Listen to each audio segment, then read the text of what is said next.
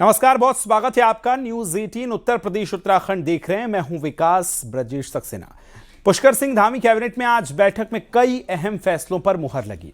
उपनल कर्मचारियों के लिए बड़ी खुशखबरी आई। 10 साल की सर्विस पूरी कर चुके कर्मचारियों को समान काम का समान वेतन देने पर सहमति बन गई। 2015 से पहले करीब 7,000 कर्मचारियों को इसका फायदा मिलेगा। वहीं सरकार ने गन्ना मूल्य भी घोषित किया। अगेती प्रजाति के लिए 405 रुपये प्रति क्विंटल तो सामान्य प्रजाति के लिए 395 रुपये प्रति क्विंटल तय किया गया। होम स्टे योजना भी बड़ा संशोधन हुआ। इसमें अब सिर्फ स्थायी निवासियों को ही फायदा मिलेगा। उत्तराखंड उत्कृष्ट संस्कृत अकादमी हरिद्वार का नाम बदलकर उत्तराखंड संस्कृत संस्थानम किया गया। वहीं राज्य में बजट सत्र की तारीख तय करने के लिए सीएम को अधिकृत किया गया।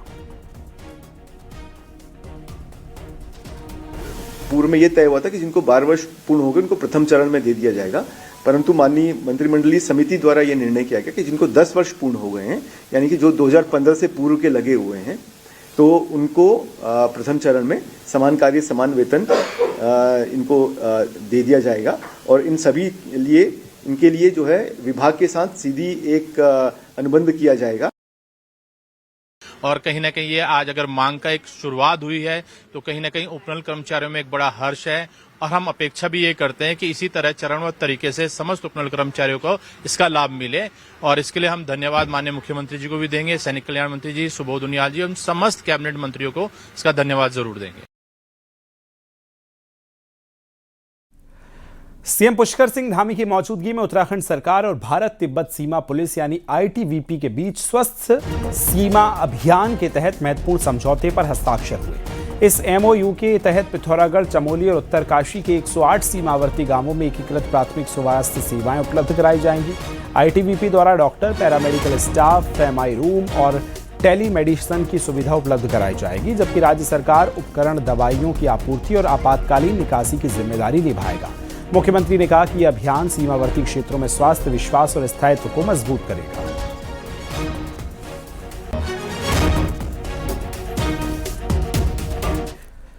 उत्तराखंड में आज से मौसम का मिजाज बदल जाएगा। रात में मौसम विज्ञान केंद्र ने उत्तराखंड के 17 जनवरी तक शीतलहर चलने की चेतावनी जारी की। मौसम विभाग के मुताबिक पिथौरागढ़, चमोली, लैंसडाउन, नैनीताल, धनौल्टी में तापमान 1 से 2 डिग्री सेल्सियस तक गिर जाएगा। साथ ही मौसम विज्ञान केंद्र ने प्रदेश में 17 जनवरी को बारिश और बर्फबारी की संभावना जताई है। मौसम विज्ञान का केंद्र का कहना है कि 17 जनवरी को वेस्टर्न डिस्टर्बेंस की एंट्री होगी, जिससे बारिश और बर्फबारी की संभावना है। वहीं शीतलहर के अलर्ट के चलते ऊधम सिंह नगर में जिला प्रशासन ने आज से 17 दिसंबर तक स्कूलों को बंद करने का आदेश दे दिया है।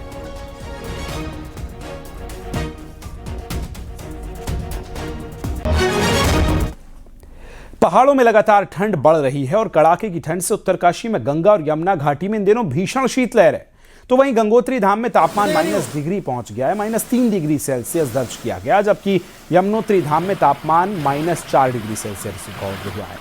लगातार तापमान गिरने से यहां पानी की पाइपलाइनें जमने लगी हैं और नदी, नाले, तालाब और झरने भी जम रहे हैं। निचले इलाकों में पाला बढ़ रहा है और बढ़ती ठंड से स्थानीय लोगों को, ग्रामीणों को परेशानियों का सामना भी करना पड़ रहा है।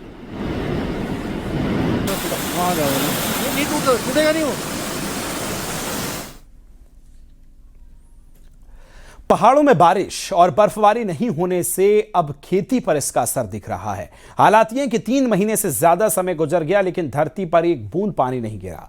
ऐसे में मौसम की बेरुखी ने रबी की फसल चौपट होने की कगार पर पहुंचा दी है। रिपोर्ट में आपको दिखाते हैं।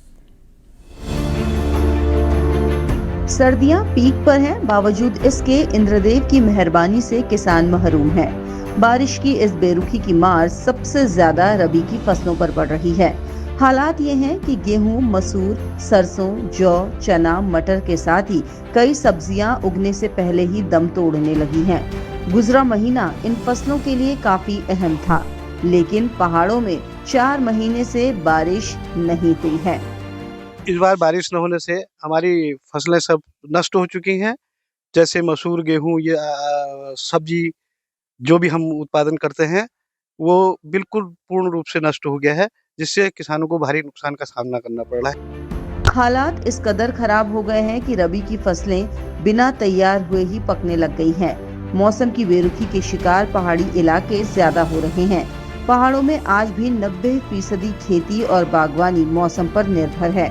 ऐसे में किसानों की पूरी उम्मीद बारिश पर ही टिकी रहती है। बीते कुछ सालों में पहाड़ के मौसम में बहुत तब्दीली नजर आ रही है, जिसकी सबसे ज्यादा कीमत किसानों को चुकानी पड़ रही है। इतनी फ्रीक्वेंसी में लो प्रेशर क्रिएट नहीं होता था। जो समुद्री क्षेत्र है वहाँ पे कम दबाव का क्षेत्र नहीं बनता था। पिछले कुछ सालों से आप देख रहे हैं कि वो जो कम दबाव का क्षेत्र है उसकी फ्रीक्वेंसी बढ़ गई है, जिसके कारण मौसम में अचानक परिवर्तन देखने को मिल रहा है। पिछले कुछ सालों में पूरे देश में बुआई एरिया कम हुआ है, जो आने वाले दिनों में गंभीर खाद्यान्न संकट की ओर इशारा कर रहा है। उत्तराखंड भी इससे अछूता नहीं है। पहाड़ों में इंद्रदेव रूठे हुए हैं। फसलों के साथ ही किसानों की उम्मीदें भी सूखने लगी हैं। अब हर किसी की एक ही उम्मीद है कि किसी भी तरह सूखी धरती गीली हो जाए। न्यूज़ 18 के लिए किशन जोशी के साथ विजय वर्धन उप्रेती की रिपोर्ट।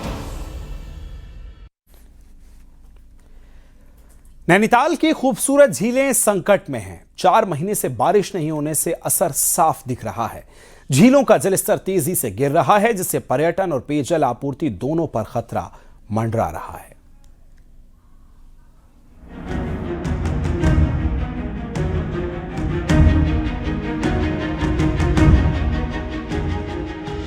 पहाड़ों में 4 महीनों से बारिश नहीं हुई है और इसका सीधा असर नैनीताल की झीलों पर पड़ रहा है।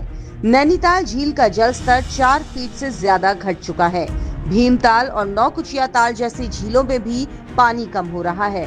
हालात ऐसे हैं कि पर्यटन और स्थानीय लोगों की पेयजल आपूर्ति प्रभावित होने लगी है।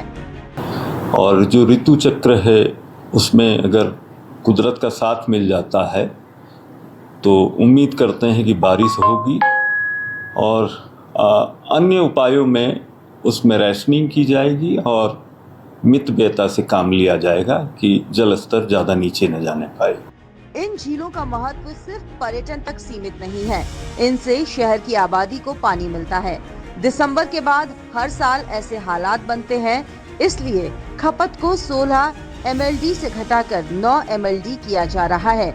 लेकिन बारिश नहीं होने से चिंता बढ़ रही है।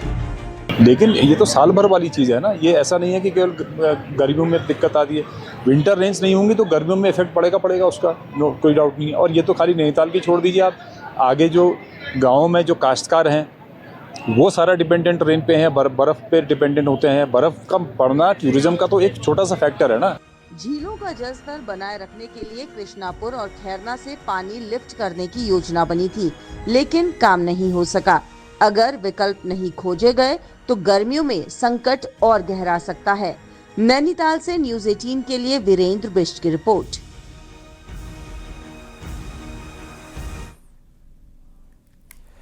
बीजेपी के राष्ट्रीय मीडिया प्रमुख और गढ़वाल सांसद अनिल बलूनी दिल्ली में उत्तरायणी महोत्सव में शामिल हुए। दिल्ली सरकार की तरफ से 14 जनवरी को आयोजित समारोह में अनिल बलूनी ने पलायन के खिलाफ अभियान चलाने की अपील की। अनिल बलूनी ने कहा कि पहाड़ के लोगों ने देश में बड़ा नाम कमाया, लेकिन अब वही पहाड़ खाली हो गए। बलूनी ने कहा कि गांव के लोग भूतिया बन गए हैं। कार्यक्रम में अनिल बलूनी ने लोगों से बड़ी अपील की और कहा कि 1 साल में एक बार अपने गांव जरूर जाएं ताकि गांव आबाद रहें। बलूनी ने कहा कि साल में एक कार्यक्रम गांव में करें या फिर एक त्योहार गांव में जरूर मनाएं, जिससे गांव भी आबाद रहे।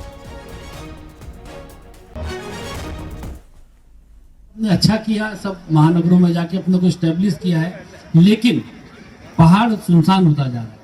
जो चिंता की बात है, आज हमारे पौड़ी जिले में ही 150 से ज्यादा गांव घोस्ट विलेज यानी कि भूथा गांव, जिसमें कि एक भी आदमी नहीं ऐसे हो गए हैं। इसलिए मैं आप सबसे निवेदन करूंगा कि कभी ना कभी सब लोग कुछ ना कुछ एक ऐसा साल का कैलेंडर बना लें कि साल की बच्चों की किसी की सालगिरह गांव में मनानी हो, कभी किसी की एनिवर्सरी गांव में मनानी हो, एक शादी गांव में करनी हो।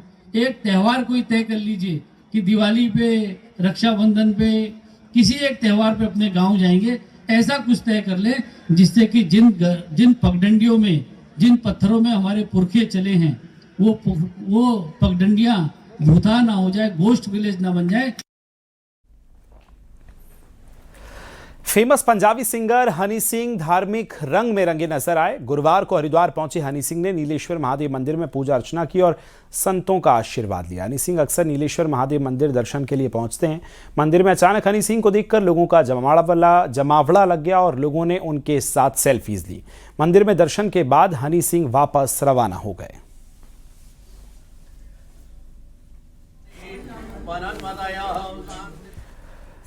हल्द्वानी से चोरी का एक मजेदार वीडियो सामने आया, जहां एक चोर बुजुर्ग महिला के घर पर किराए पर कमरा देखने के लिए आया और फिर उस बुजुर्ग महिला का बक्सा ही उठा के ले गया। महिला का दावा है कि इस बक्से में उसके कई महत्वपूर्ण कागज और जेवरात थे। चोरी का बक्सा को कंधे पर लाद कर चोर ले जाता दिख रहा है।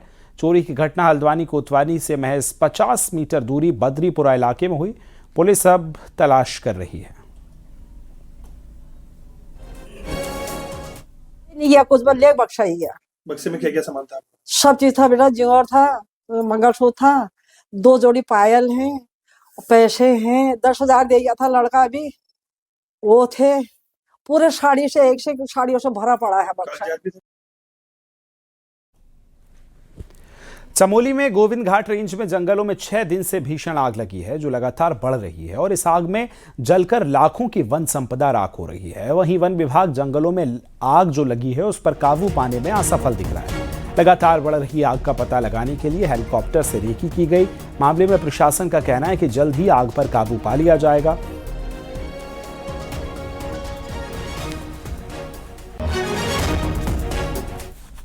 वैली ऑफ फ्लावर की जस्ट नंदा देवी हमारी रेंज है, उसके अंतर्गत जो आग लगी हुई थी उसको वर्तमान में लगभग उस पर काबू पा लिया गया है, क्योंकि जो हमारी फॉरेस्ट की टीम है और जिलाधिकारी महोदय के जो डायरेक्शन के क्रम में उस पर लगातार निगरानी रखी जा रही थी।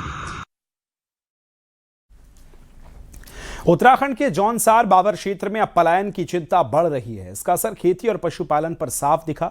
कभी सामूहिक परिवार और पशुपालन इस क्षेत्र की पहचान हुआ करते थे, आज यहां हालात बदल गए। रिपोर्ट में आपको दिखाते हैं।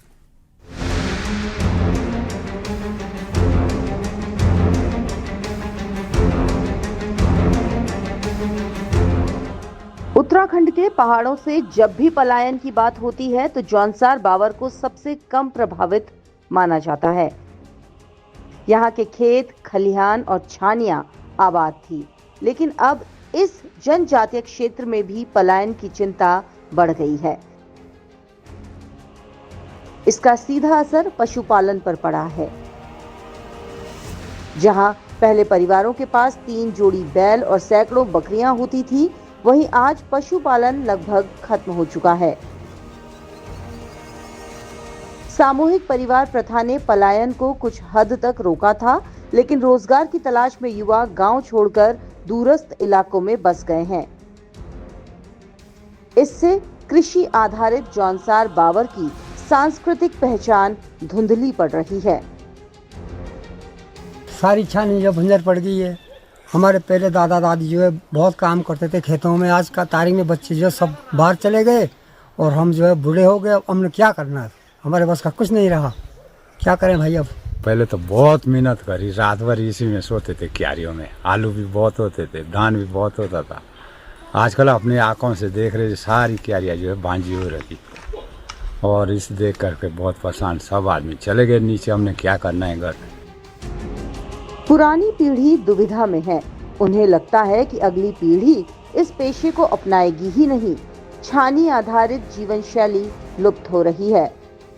बुद्धिजीवी वर्ग ने चेतावनी दी है कि अगर हालात नहीं बदले तो संस्कृति और जैव विविधता खतरे में पड़ जाएगी। पहले जो छानी कल्चर हुआ करता था, एक युवा पीढ़ी उससे दूर जा रही है, और इसका एक कारण ये भी है कि समुचित शायद सुविधाओं का अभाव है।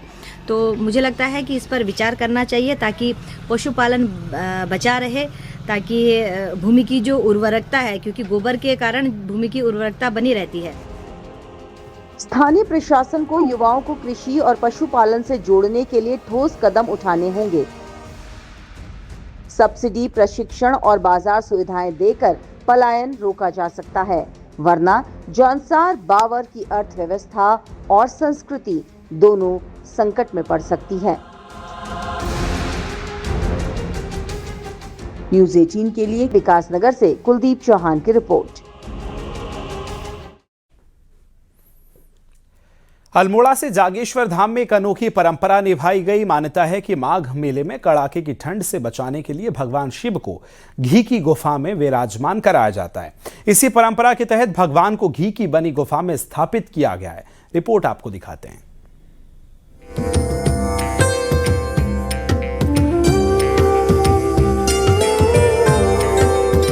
उत्तराखंड के प्राचीन जागेश्वर धाम में हर साल माघ के महीने में एक विशेष धार्मिक परंपरा निभाई जाती है। मान्यता है कि इस दौरान भगवान शिव को ठंड अधिक लगती है। इसी वजह से भगवान के लिए गाय के घी से एक गुफा बनाई जाती है। आसपास के गांव के लोग घी एकत्र कर इस गुफा का निर्माण करते हैं। विधि विधान के साथ ये गुफा तैयार की गई और भगवान शिव को इसमें स्थापित कर 1 माह के अंतर्ध्यान की प्रक्रिया शुरू की गई। 251 किलो गाय के घी को शुद्ध करके पानी में उबाल कर और उसकी गुफा बनाई गई और भोलेनाथ को 1 माह तक तप के लिए विराजमान किया गया। और ये परंपरा काफ़ी प्राचीन परंपरा है। भोलेनाथ ने माघ माह में 1 माह तप किया था। उसी परंपरा को आगे बढ़ाते हुए यहाँ पर पुरोहितों ने और हमने मिलकर ये परंपरा निभाई है। अगले 1 महीने तक श्रद्धालुओं को भगवान के दर्शन इसी घी की गुफा के स्वरूप में होंगे। आस्था है कि भगवान शिव के लिए एकत्र किया गया ये घी औषधि के रूप में भी काम आता है। फागुन संक्रांति पर जब भगवान अंतर्ध्यान से बाहर आते हैं, तब इस घी को प्रसाद की तरह भक्तों में बांटा जाता है। इसे ग्रहण करने से सभी कष्ट दूर होते हैं, ऐसी मान्यता है। देसी गाय का घी होता है, तो उसका एक गुफा का निर्माण करके भगवान को उस गुफा के अंदर प्रवेश कराया जाता है और 1 महीने पश्चात यानी कि फाल्गुन मास की जो संक्रांति आएगी, उसमें उस घी को उतार के सबको प्रसाद के रूप में बांट दिया जाता है। वो अत्यंत लाभदायक होता है। जागेश्वर धाम में हर साल देश विदेश से हजारों श्रद्धालु दर्शन के लिए पहुंचते हैं। मान्यता है कि यहाँ सच्चे मन से की गई पूजा अर्चना सभी दुखों का अंत करती है। फागुन माह में भगवान के अंतर्ध्यान से बाहर आने पर बड़ी संख्या में भक्त जागेश्वर पहुंचते हैं और इस विशेष दर्शन का लाभ उठाते हैं। न्यूज 18 के लिए अल्मोड़ा से किशन जोशी की रिपोर्ट।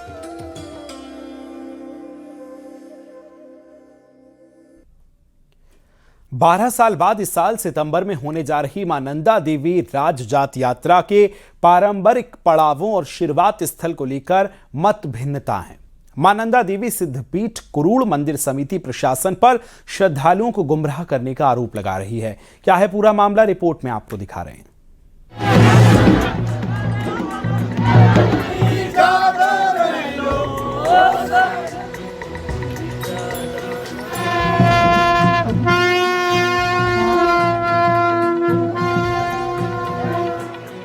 मां नंदा देवी राजजात उत्तराखंड की सबसे प्राचीन और पवित्र यात्राओं में मानी जाती है। हर 12 साल में आयोजित होने वाली इस यात्रा में हजारों श्रद्धालु शामिल होते हैं।